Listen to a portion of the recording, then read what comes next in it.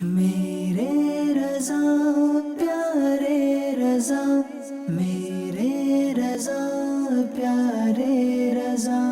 ملک کے سخن کی شاہی تم کو رضا مسلم، جس سمت آ گئے ہو سکے بٹھا دیے ہیں۔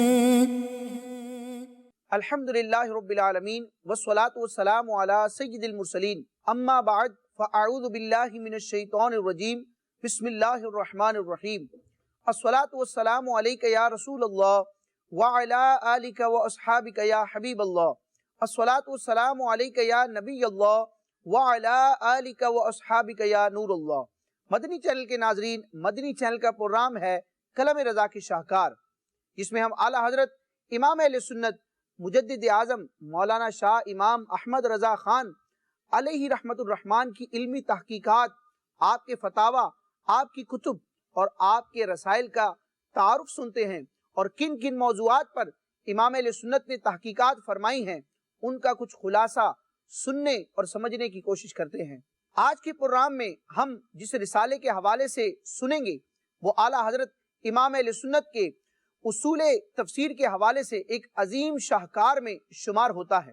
یعنی اعلیٰ حضرت امام اہل سنت کو جو درجنوں علوم پر اللہ تعالیٰ نے مہارت تامہ عطا فرمائی، امامت کا درجہ عطا فرمایا، انہی علوم میں سے ایک علم اصول تفسیر ہے۔ علم تفسیر اور علم اصول تفسیر کے حوالے سے جا بجا اعلیٰ حضرت امام اہل سنت نے تحقیقات فرمائی ہیں، لیکن اس حوالے سے اعلیٰ حضرت امام اہل سنت کے ایک عظیم شاہکار کے طور پر اس رسالے کو پیش کیا جاتا ہے۔ جہاں یہ رسالہ اعلیٰ حضرت امام اہل سنت کے علم اصول تفسیر اور علم تفسیر پر مہارت کا منہ بولتا ثبوت ہے، وہیں پر جناب صدیق اکبر رضی اللہ تعالی عنہ کی افضلیت کاملہ اور افضلیت مطلقہ کی نشاندہی اور اس کے حوالے سے ایک روشن بیان ہے۔ اعلیٰ حضرت امام اہل سنت نے سیدنا ابو بکر صدیق رضی اللہ تعالی عنہ کی اولیت اور افضلیت کے حوالے سے قرآن مجید کی 2 آیات مبارکہ پیش کر کے اس اسلامی اور ایمانی عقیدے کو واضح فرمایا ہے، اور افضلیت صدیق اکبر کے ساتھ ساتھ آپ رضی اللہ تعالیٰ عنہ کی عظمت و شان کا بھی بیان فرمایا ہے، اور ساتھ ہی ساتھ علم اصول تفسیر کے حوالے سے کئی قوانین، کئی قواعد آپ رحمت اللہ تعالیٰ علیہ نے اس مبارک رسالے میں بیان فرمائے ہیں۔ اور علم تفسیر کے حوالے سے جو بڑی مشہور اور مستند تفاسیر ہیں ان کے حوالے پیش فرمائے ہیں۔ اسی کے ساتھ علم تفسیر کے حوالے سے جو کتابیں لکھی گئیں ان میں سے بعض تفاسیر کا منہج، ان کا اسلوب اور ان کی علمی اور فنی کیا حیثیت ہے، اس کو اعلیٰ حضرت امام اہل سنت نے بیان فرمایا ہے۔ ویسے تو اعلیٰ حضرت امام اہل سنت عام طور پر اردو زبان میں تحریرات کرتے تھے، فتاویٰ کے جواب دیتے تھے، لیکن اگر سوال عربی یا فارسی زبان میں آئے تو اعلیٰ حضرت امام اہل سنت اس سوال کے جواب میں اسی زبان کو اختیار فرماتے، اگرچہ وہ 1-2 لائنوں کا نہیں بلکہ 100 صفحات پر مشتمل ہی رسالہ کیوں نہ ہو، اعلیٰ حضرت امام اہل سنت پوری کتاب، پورا رسالہ عربی یا فارسی زبان میں بھی تحریر فرماتے، اور اس میں بھی عربی اور فارسی کے عظیم اور فصیح و بلیغ الفاظ کا استعمال فرماتے۔ یہ مبارک رسالہ جو کہ فتاوی رضویہ شریف کی 28ویں جلد میں موجود ہے، اس رسالے کا مبارک نام ہے الزلال الانقا من بحر سبقت الاتقا۔ یہ رسالہ عربی زبان میں موجود ہے، لیکن علماء اہل سنت نے عوام کی آسانی کے لیے اس پورے رسالے کا اردو زبان میں ترجمہ کیا ہے۔ اس رسالے کا مبارک نام دوبارہ سنتے ہیں، الزلال الانقا من بحر سبقت الاتقا۔ اس کا ترجمہ اور خلاصہ کچھ یوں بنے گا کہ سب امتیوں سے بڑے پرہیزگار کی سبقت کے دریا سے صاف ستھرا میٹھا پانی۔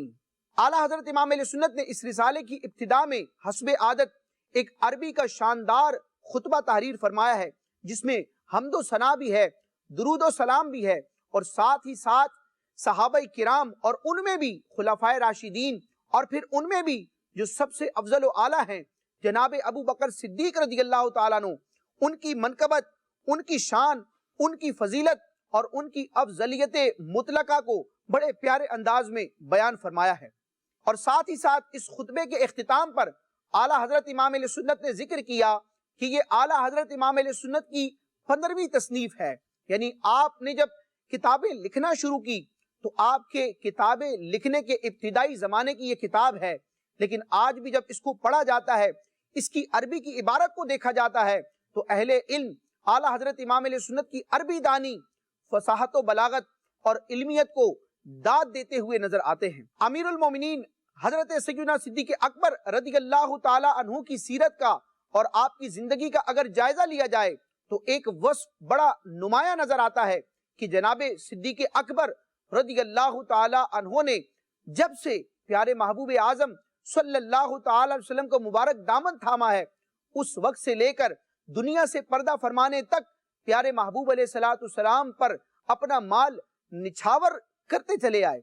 اور آپ کے بارے میں آتا ہے جب نبی پاک صلی اللہ تعالی علیہ وسلم نے اعلان نبوت فرمایا، اپنا نبی ہونا ظاہر فرمایا، تو مردوں میں سب سے پہلے جناب صدیق اکبر رضی اللہ تعالی عنہ نے ایمان قبول کیا، اور اسی دن آپ کے پاس تقریباً 40,000 دینار تھے، اور ایک روایت کے مطابق 40,000 درہم تھے۔ جو چاندی کے سکے ہوتے ہیں ان کو درہم کہا جاتا ہے، اور جو سونے کے سکے ہوتے ہیں انہیں دینار کہا جاتا ہے۔ تو ایک روایت کے مطابق 40,000 دینار اور دوسری روایت کے مطابق 40,000 درہم جناب صدیق اکبر رضی اللہ تعالی عنہ نے پیارے محبوب علیہ السلام پر نچھاور فرما دیے، نبی پاک علیہ السلام کی رضا کے لیے، اسلام کے لیے پیش فرما دیے۔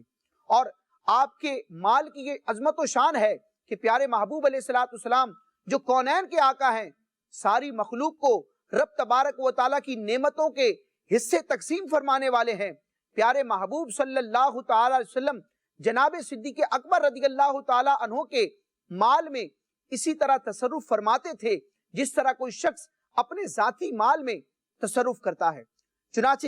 اعلیٰ حضرت امام اہل سنت اپنے رسالے الزلال الانقا من بحر سبقت الاتقا میں ایک روایت ذکر کرتے ہیں کہ کانا صلی اللہ تعالی علیہ وسلم یقضی فی مال ابی بکر کما یقضی فی مال نفسہ، کہ نبی کریم صلی اللہ تعالی علیہ وسلم جناب صدیق اکبر رضی اللہ تعالی عنہ کے مال سے اپنا قرض ادا فرماتے جس طرح اپنے مال سے ادا فرماتے۔ یعنی نبی پاک علیہ السلام صدیق اکبر رضی اللہ تعالی عنہ کے مال کو اپنے مال کی طرح استعمال فرماتے، اور ایک موقع پر اپنے اس جانثار صحابی جناب صدیق اکبر رضی اللہ تعالیٰ عنہ کی عظمت کا اور ان کے مال کی شان کا اظہار کرتے ہوئے فرمایا کہ مجھے کسی کے مال نے اتنا نفع نہ دیا جتنا ابو بکر کے مال نے مجھے نفع دیا ہے۔ حالانکہ سب کچھ عطا کردہ پیارے محبوب علیہ السلام ہی کا ہے، رب کے خزانوں کے یہ قاسم ہیں، لیکن جب نبی پاک علیہ السلام کے لبوں سے یہ الفاظ جناب صدیق اکبر نے سنے کہ پیارے محبوب یہ فرماتے ہیں کہ مجھے کسی کے مال نے اتنا نفع نہ دیا جتنا نفع ابو بکر کے مال نے دیا ہے، تو جناب صدیق اکبر رضی اللہ تعالی عنہ نے زاروں کی طار رونا شروع کر دیا اور بارگاہ رسالت میں عرض کرتے ہیں حل انا ومالی الا لک یا رسول اللہ، یا رسول اللہ میں اور میرا مال سب آپ ہی کا ہے۔ تو جناب صدیق اکبر رضی اللہ تعالی عنہ کی زندگی ان واقعات سے بھری پڑی ہے کہ ہر موقع پر آپ نے اسلام کی خاطر پیارے محبوب علیہ السلام اور پیارے محبوب علیہ السلام کے رب کی رضا کے لیے اپنا مال خرچ کیا۔ حضرت سیدنا صدیق اکبر رضی اللہ تعالی عنہ نے اللہ رسول کی رضا کی خاطر کئی غلاموں کو خرید کر آزاد کیا کہ جو غلام اسلام اور ایمان لے آئے تھے لیکن ان کے غیر مسلم آقا ان کو اذیتیں دیتے تھے، تو غیر مسلم آقاؤں کی اذیت اور تکلیف سے ان کو بچا کر خرید کر راہ خدا میں اللہ تعالیٰ کا اجر اور اللہ تبارک و تعالیٰ کی رضا حاصل کرنے کے لیے جناب صدیق اکبر رضی اللہ تعالی عنہ نے متعدد غلاموں کو آزاد کیا۔ انہی میں سے ایک ہستی حضرت سیدنا بلال حبشی رضی اللہ تعالی عنہ کی بھی ہے کہ جب آپ کے غیر مسلم آقا نے آپ پر ظلم و ستم کی انتہا کر دی تو جناب صدیق اکبر رضی اللہ تعالی عنہ نے حضرت بلال رضی اللہ تعالی عنہ کو خرید کر اللہ تعالیٰ کی رضا کے لیے آزاد کر دیا۔ جناب بلال رضی اللہ تعالی عنہ کی آزادی اور صدیق اکبر رضی اللہ تعالی عنہ کا یہ عمل اللہ رسول کو اتنا پسند آیا کہ اللہ تبارک و تعالیٰ نے سورہ لیل کی آیتیں جناب صدیق اکبر رضی اللہ تعالیٰ عنہ کی عظمت و شان میں نازل فرما دی. اور اس سورہ مبارکہ کا اگر ہم تفسیر کے اعتبار سے، شان نزول کے اعتبار سے مطالعہ کرتے ہیں تو پتہ چلتا ہے کہ یہ پوری سورہ مبارکہ حضرت سیدنا ابو بکر صدیق رضی اللہ تعالیٰ عنہ کی فضیلت اور افضلیت کے حوالے سے ایک روشن مقدمہ اور روشن دلیل ہے. سورہ لیل میں اللہ تبارک و تعالیٰ نے جناب صدیق اکبر رضی اللہ تعالیٰ عنہ کی عظمت کا اظہار کرتے ہوئے ارشاد فرمایا وَسَيُجَنَّبُهَا الْأَتْقَى، جس کا خلاصہ ہے کہ عنقریب جہنم کی آگ سے، جہنم سے بہت دور کیا جائے گا وہ جو سب سے بڑا پرہیزگار ہے. یعنی جو سب سے بڑا پرہیزگار ہے اس کو جہنم سے عنقریب دور کیا جائے گا. اب یہاں پر اتقا کا لفظ فرمایا گیا. اتقا کا مطلب ہے سب سے بڑا پرہیزگار، سب سے بڑا متقی. چونکہ اس سورہ مبارکہ کا شان نزول دیکھتے ہیں تو پتہ چلتا ہے کہ یہ آیات صدیق اکبر رضی اللہ تعالیٰ عنہ کی عظمت کے حوالے سے نازل ہوئی ہیں. اور مفسرین کرام نے بڑی وضاحت کے ساتھ، بڑی صراحت کے ساتھ اس بات کو بیان کیا ہے کہ اس آیہ مبارکہ میں اتقا سے مراد جناب صدیق اکبر رضی اللہ تعالیٰ عنہ کی ذات ہے. چنانچہ اعلیٰ حضرت امام علیہ سنت اپنے اس رسالے الزلال الانقا میں بیان فرماتے ہیں کہ اجمع المفسرون من اہل السنت والجماعت علی ان الآیت نزلت فی الصدیق رضی اللہ تعالی عنہ وانہ هو المراد بالاتقا، کہ اہل سنت و جماعت کے تمام مفسرین کا اس بات پر اجماع اور اتفاق ہے کہ یہ آیت مبارکہ جناب صدیق اکبر رضی اللہ تعالی عنہ کے حق میں نازل ہوئی، اور اس آیت مبارکہ میں اتقا سے مراد جناب صدیق اکبر رضی اللہ تعالی عنہ ہیں. اسی طرح ہم سورہ حجرات میں دیکھتے ہیں اللہ تبارک و تعالیٰ نے اپنی مخلوق میں افضلیت کا جو معیار بیان فرمایا ہے اس میں بھی تقوی کو ذکر کیا گیا. چنانچہ اللہ تعالیٰ ارشاد فرماتا ہے سورہ حجرات میں ان اکرمکم عند اللہ اتقاکم، جس کا خلاصہ ہے کہ بے شک اللہ کی بارگاہ میں تم میں سب سے کرامت والا، عزت والا وہ ہے جو سب سے بڑا پرہیزگار ہے.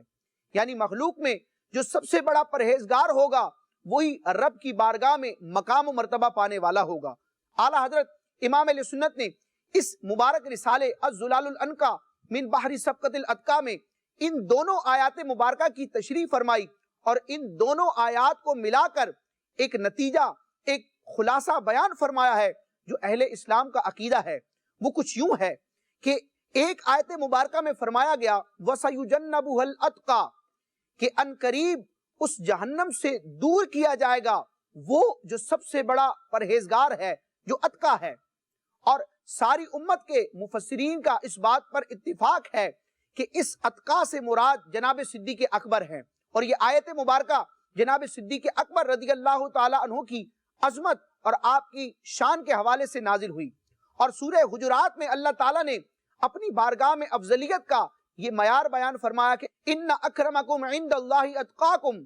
کہ بے شک تم میں سے اللہ کی بارگاہ میں سب سے عزت اور وجاہت والا اور کرامت والا وہ ہے جو تم میں سب سے بڑا متقی ہے، پرہیزگار ہے. سورہ حجرات میں جہاں اللہ کی بارگاہ میں افضلیت کا معیار بیان کیا گیا وہاں پر بھی اتقا اس میں تفضیل کا لفظ ہے. اور جناب صدیق اکبر رضی اللہ تعالیٰ عنہ کی عظمت و شان کا جب بیان ہوا تو یہاں بھی اتقا کا لفظ بیان کیا گیا کہ صدیق اکبر رضی اللہ تعالیٰ عنہ اتقا ہیں، سب سے بڑے متقی ہیں، انہیں جہنم سے دور کیا جائے گا. اور دوسرے مقام پر رب فرماتا ہے کہ تم میں اللہ کی بارگاہ میں سب سے عزت والا وہ ہے جو اتقا ہے. تو ان دونوں اتقا کو اور ان دونوں آیتوں کو ملانے سے خلاصہ یہی نکلتا ہے کہ مسلمانوں میں تمام رسولوں اور تمام نبیوں کے بعد اللہ تعالیٰ کی بارگاہ میں سب سے بڑے مقام اور مرتبے والے، عزت اور کرامت والے جناب صدیق اکبر رضی اللہ تعالیٰ عنہ ہیں.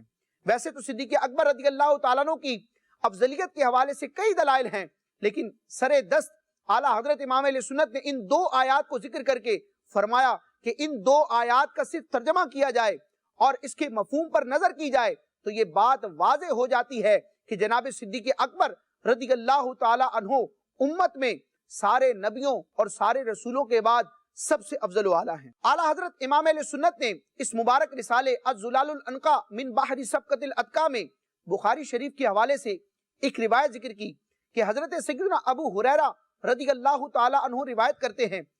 کہ سئل رسول اللہ صلی اللہ علیہ وسلم ای الناس اکرم،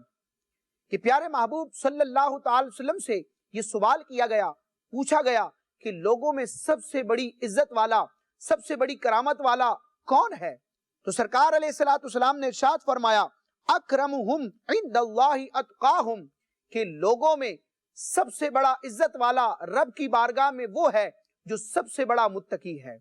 تو جو لوگوں میں سب سے بڑا تقوی اختیار کرنے والا ہے وہ رب کی بارگاہ میں عزت والا ہے۔ حدیث پاک سے بھی یہ سمجھ آتا ہے، قرآن مجید کی آیت مبارکہ سے بھی معلوم ہوتا ہے، اور سورہ لیل میں جناب صدیق اکبر رضی اللہ تعالی عنہ کو اتقا فرمایا جاتا ہے۔ تو ان تمام دلائل کا خلاصہ یہی نکلتا ہے کہ سارے رسولوں اور سارے نبیوں کے بعد پوری مخلوق میں افضلیت مطلقہ اور کاملہ جناب صدیق اکبر رضی اللہ تعالی عنہ کے لیے ثابت ہے۔ پھر اعلیٰ حضرت امام علیہ سنت اس رسالے کے اختتام پر جناب صدیق اکبر رضی اللہ تعالی عنہ کی عظمت، شان اور آپ کے مقام و مرتبے کا بیان کرتے ہوئے ارشاد فرماتے ہیں کہ مقام الصدیقی حیث انتہت النہایات وانقطعت الغایات، یعنی صدیق اکبر رضی اللہ تعالی عنہ کا مقام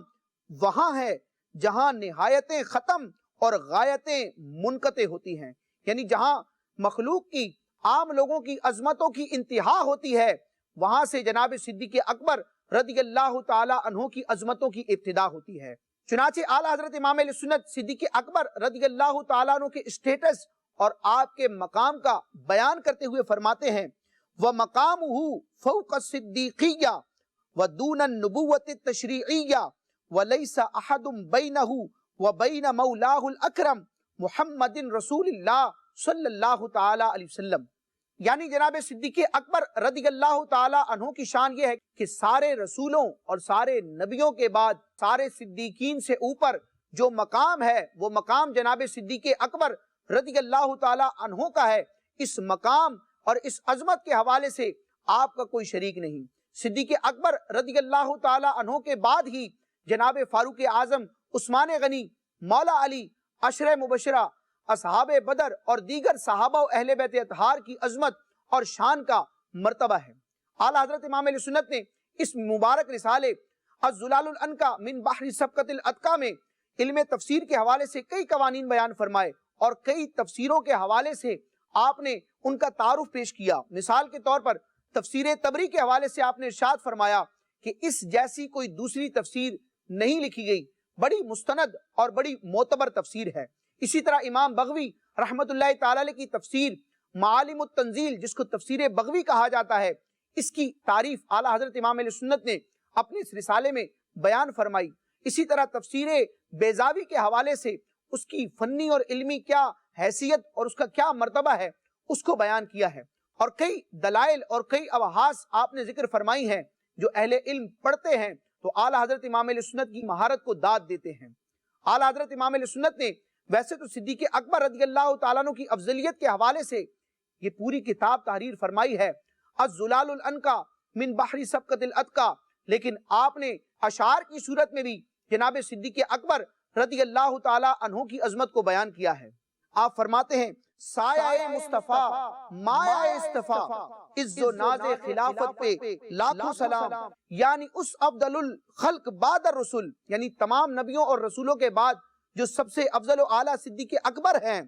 یعنی اس افضل الخلق بعد الرسل ثانیت نین ہجرت پہ لاکھوں سلام، اصدق الصادقین سید المتقین چشم و گوش وزارت پہ لاکھوں سلام۔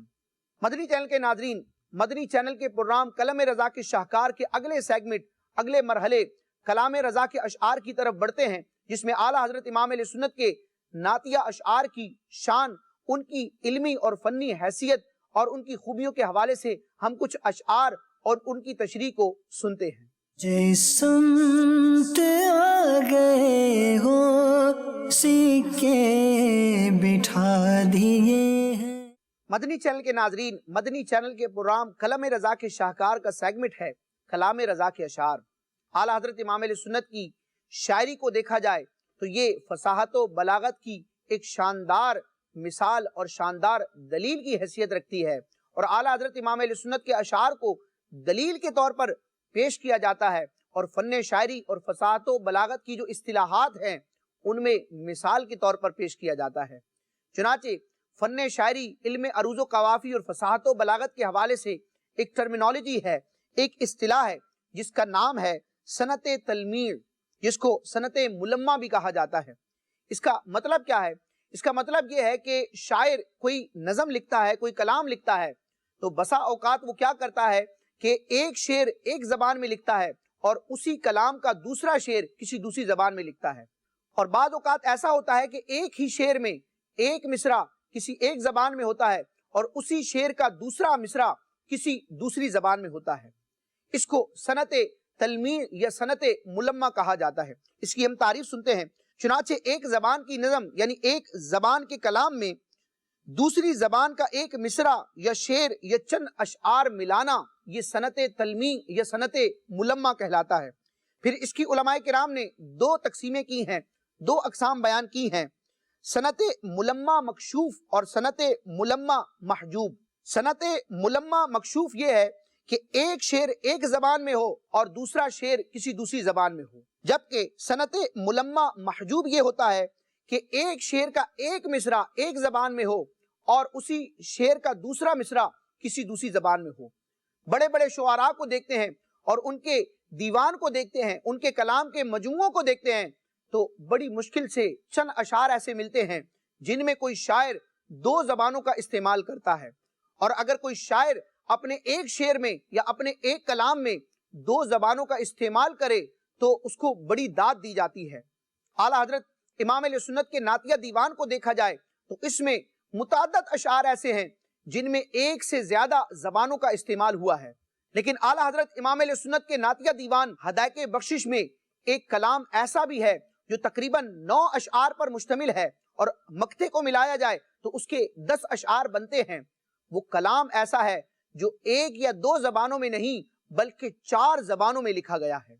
और सनत तलमीर या सनत मुलम्मा के हवाले से एक अजीम शाहकार है, और आला हजरत इमाम अहले सुन्नत के इस कलाम को जब बड़े बड़े शुआरा सुनते हैं तो अंगुश बदंदार रह जाते हैं कि 2 ज़बानों में अशार लिखना भी बड़े कमाल की बात होती है। लेकिन बरेली का इमाम अहले सुन्नत के ताजदार आला हजरत इमाम अहले सुन्नत नातिया कलाम लिख रहे हैं, प्यारे महबूब अलैहिस्सलाम की शान बयान कर रहे हैं, और एक दो नहीं बल्कि 4 ज़बानों का इस्तेमाल कर रहे हैं। आला हजरत इमाम अहले सुन्नत ने इस कलाम की तरतीब कुछ यूं रखी है कि हर शेर में जो पहला मिसरा है, पहले मिसरे का इब्तिदाई हिस्सा अरबी ज़बान में है और पहले ही मिसरे का अगला हिस्सा आखिरी हिस्सा ये फारसी ज़बान में है। फिर हर शेर का जो दूसरा मिसरा है उस दूसरे मिसरे की इब्तिदा हिंदी ज़बान से होती है और इख्तिताम जो है वो उर्दू ज़बान में होता है। यानी एक ही मिसरे में एक ही लाइन में 2 ज़बानों का इस्तेमाल हो रहा है, उनके अल्फाज को तरतीब दिया जा रहा है और वजन और जमीन और अरूज़ो कवाफी की रियायत हो रही है। वजन भी नहीं टूट रहा, मतलब भी पूरा हो रहा है और नबी पाक अलैहिस्सलाम की अजमत और शान का इजहार भी हो रहा है। वो कलाम आला हजरत इमाम अहले सुन्नत का शोरे आफाक कलाम है जो हमने कई मरतबा सुना होगा। आला हजरत इमाम अहले सुन्नत फरमाते हैं, लम याती नज़ीरु का फी नज़रिन मिसले तू न शुद्ध पैदा जाना, जग राज को ताज तुरे सरसो है तुझको शहेद सरा जाना। चुनाचे आला हजरत इमाम अहले सुन्नत के इस शेर को देखते हैं तो लम याती नज़ीरु का फी नज़रिन ये अरबी का कलाम है, मिसले तू न शुद्ध पैदा जाना ये फारसी का हिस्सा है, जग राज को ताज तुरे सरसो ये हिंदी ज़बान है, और है तुझको शहेद सरा जाना ये उर्दू ज़बान है। पूरे कलाम को पढ़ते जाएं, हर शेर में ये तरतीब होगी कि 4 ज़बानों का इस्तेमाल होगा, पहले मिसरे में अरबी और फारसी और दूसरे मिसरे में हिंदी और उर्दू। इख्तिताम पर आला हजरत इमाम अहले सुन्नत फरमाते हैं, बस खामाए खाम नवाए रज़ा, न ये तर्ज मेरी न ये रंग मेरा, इरशाद अहिब्बा नातिक था नाचार इस राह पड़ा जाना। अल्लाह ताला आला हज़रत इमाम अहले सुन्नत के कलाम की हमें बरकतें लेने की तौफीक अता फरमाए और अल्लाह तबारक व तआला आला हज़रत इमाम अहले सुन्नत की तुरबत पर मजीद अनवार और रहमतों की बारिश नाजिल फरमाए। آمین بجاہ النبی الامین صلی اللہ تعالی علیہ وسلم۔ مدنی چینل دیکھتے رہیے۔ میرے رضا پیارے رضا، میرے رضا پیارے رضا، ملک کے سخن کی شاہی تم کو رضا مسلم، جسم